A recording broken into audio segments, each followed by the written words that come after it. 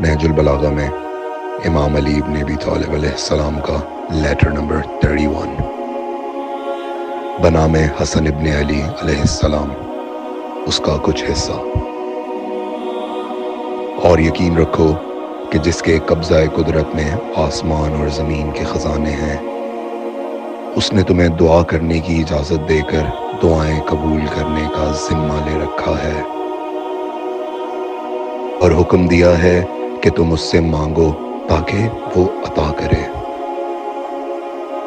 اور اس سے رحم کی درخواست کرو تاکہ وہ تم پر رحم کرے،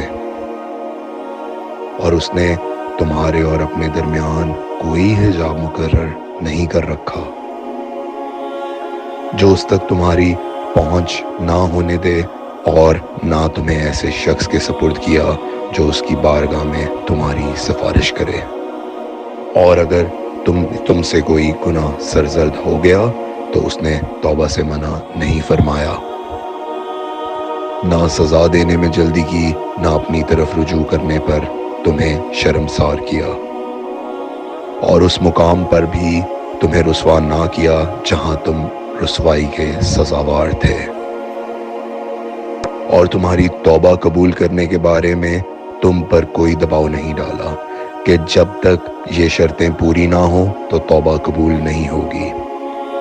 نہ تمہارے گناہوں کا سختی سے حساب کتاب کیا، نہ اپنی رحمت سے تمہیں مایوس کیا، بلکہ تمہارے گناہ سے باز رہنے کو بھی ایک نیکی قرار دیا، اور اس طرح تمہاری ایک برائی کو ایک مگر تمہاری نیکی کو 10 شمار کیا،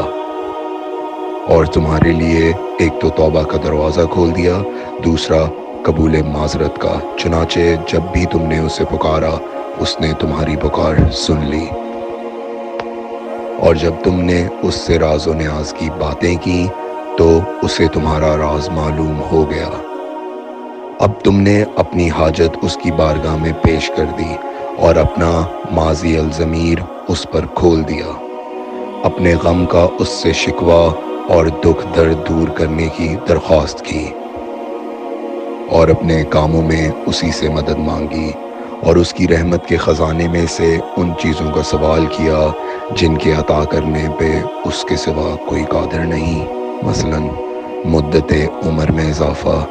جسمانی صحت اور رزق کی وسعت، تمہیں ان چیزوں کا سوال کرنے کی اجازت دے کر اپنے خزانوں کی کنجیاں تمہارے ہی ہاتھ میں دے دیں، چنانچہ جب چاہو دعا کے ذریعے اس کی نعمت کے دروازے کھلوا لو اور اس کی رحمت کی جھاڑیاں لگوا لو، مگر دیکھو دعا کی قبولیت میں دیر ہو جائے تو کہیں مایوس نہ ہو جانا، کیونکہ جیسی نیت ویسی مراد، اور اکثر اوقات دعا کی قبولیت میں تاخیر اس لیے کر دی جاتی ہے